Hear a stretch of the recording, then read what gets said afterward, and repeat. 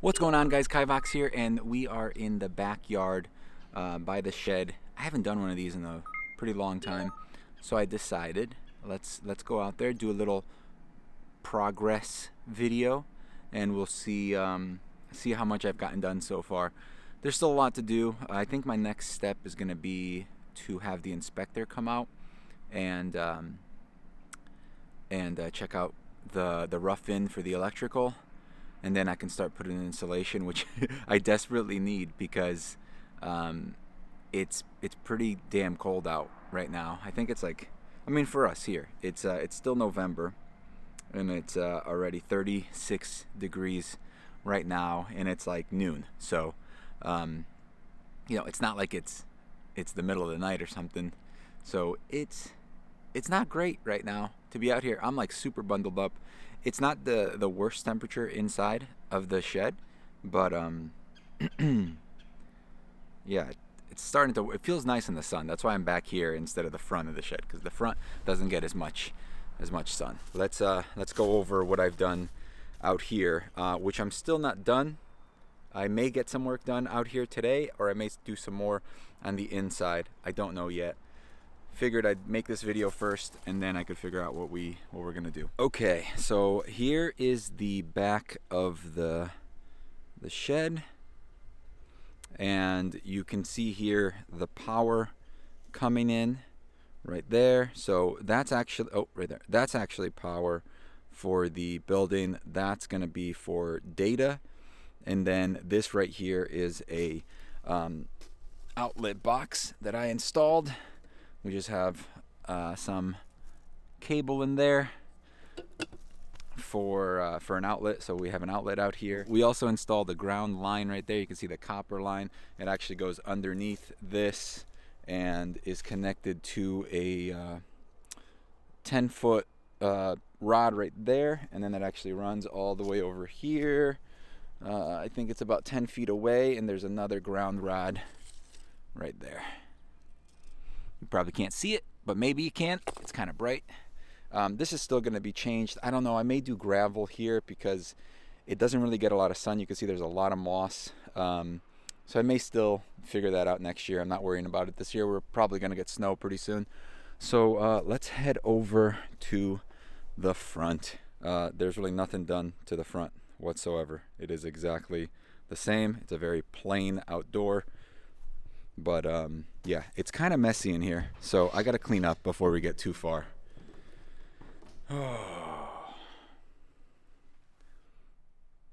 So yeah, I don't remember the last time you guys were in here, but we have a lot of stuff done. But let me put the camera down for a sec and do a little bit of cleanup.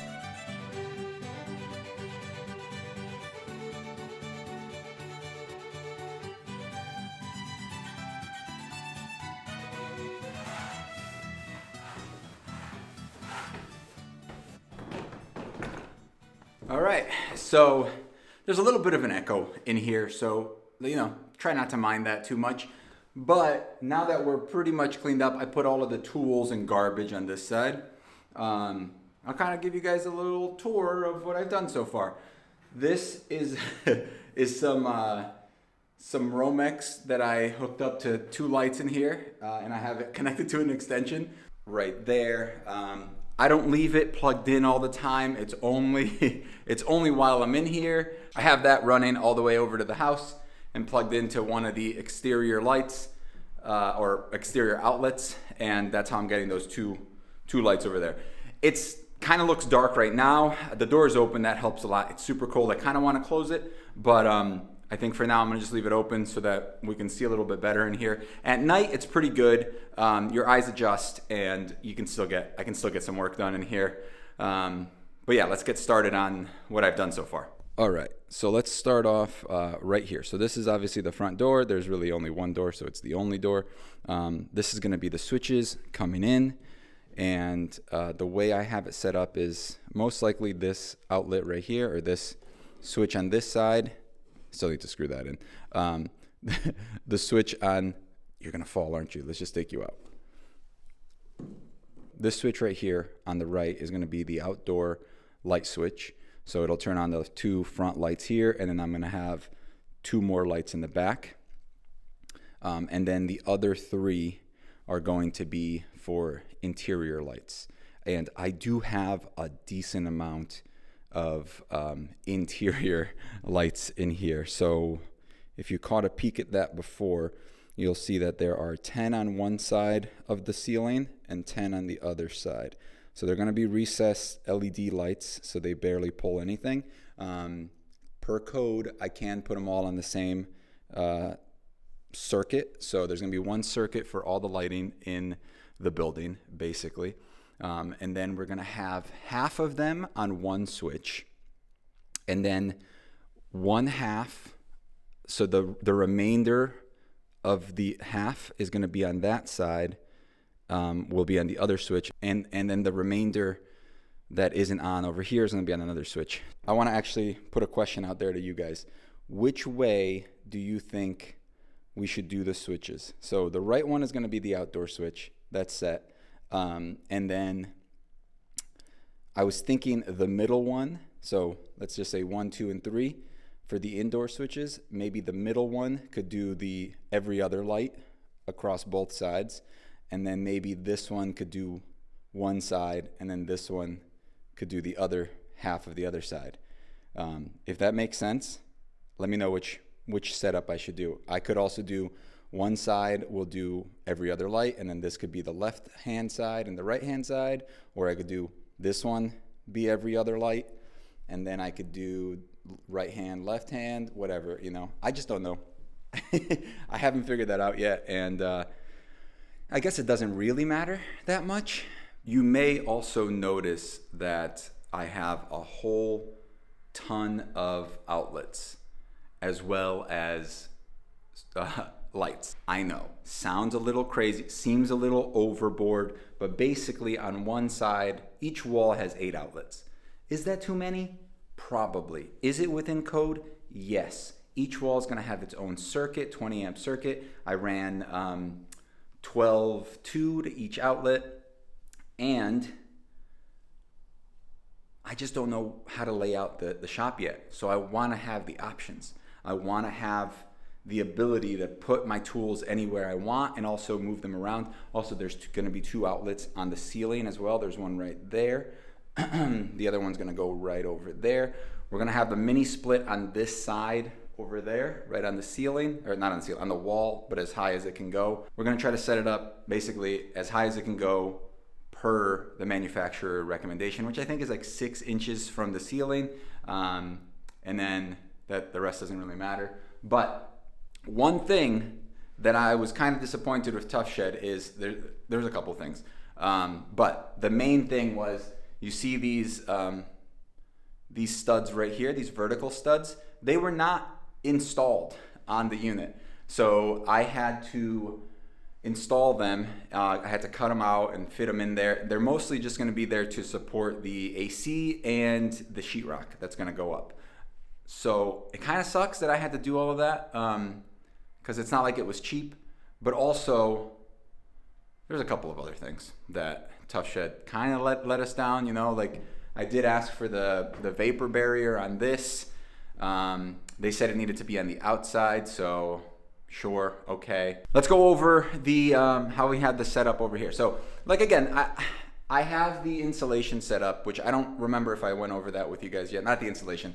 These the ducts here. Since I'm gonna seal off the ceiling is gonna be sealed, I'm not gonna have access for the airflow up there. So basically we need to have enough airflow. So I think I showed you guys this in the last video. But if you look right here, I had to drill out all of those vents and then insert those little, I guess, vents, you can call them. I had to put those in, and those actually lead into here and allow air to flow over, and it's supposed to help with moisture buildup, but also in the summer so that the ceiling doesn't get super duper hot and then it makes your whole house hot and stuff. Granted, this isn't a house, but trying to do the best that I can.